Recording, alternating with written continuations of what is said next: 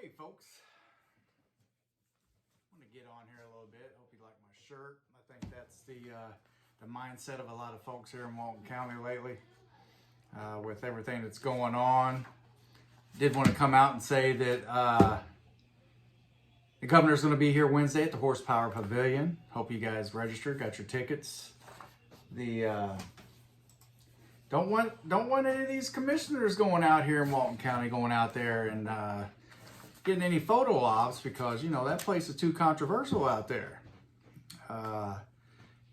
Wasn't out there for first responders or fundraising and all that. Don't come out there now. But let's move on to why I want to get on here.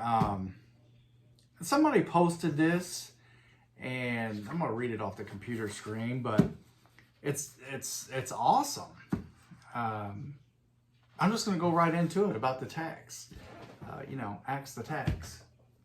Let's start off with, there are so many reasons to oppose this tax. Number one, even though tourists pay a large percentage, our elderly and working poor will pay and pay dearly. Two, this tax places our business at a competitive disadvantage compared to neighboring counties.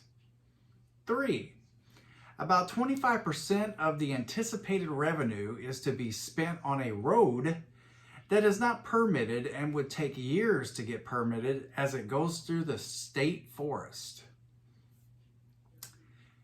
So these funds represent a de facto slush fund for the BCC. 4, the county currently spends $150 million per year. With that much money, why have the current commissioners not funded basic road projects like bridge replacement and paving? Question mark. I don't disagree with anything on this so far. But let's move on to the next one here. A sales tax, by definition, is regressive in nature.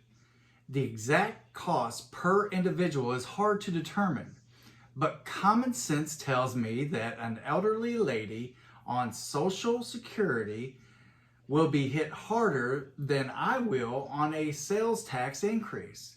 Many of us can travel to avoid higher taxes on purchases. For example, I can go to Alabama and buy gas cheaper than Florida, and I often do.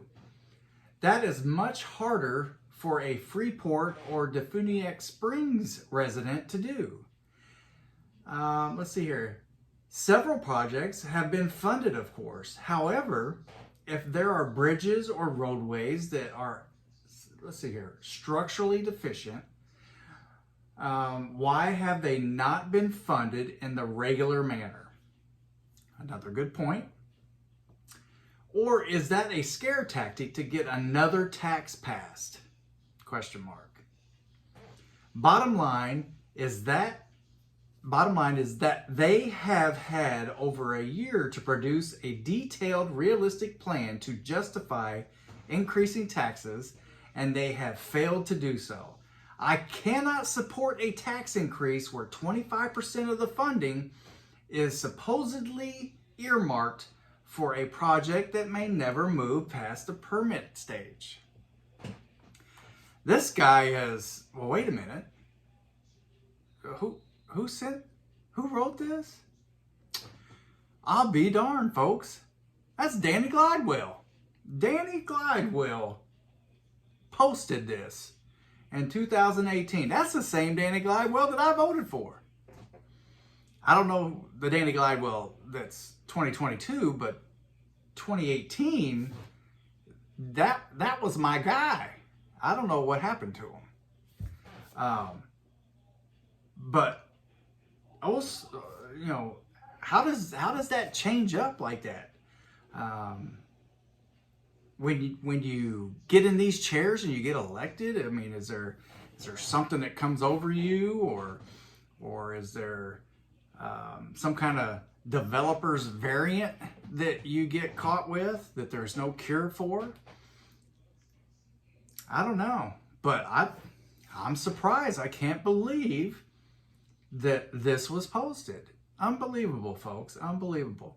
So the same guy who voted for a tax referendum that we're all going to be voting for is the same guy that didn't want it before he got elected the first time around.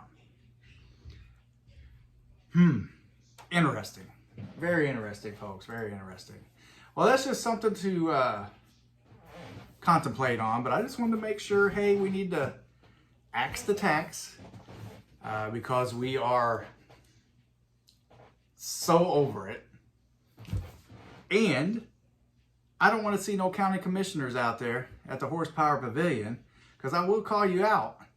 Because if you can't come out there for fundraisers for youth, or can't come out there for fundraisers for first responders, but you can set up your, self to get votes when you're running for office, but now it's too controversial out there for you. Well, the governor don't think so, and he's going to be here Wednesday.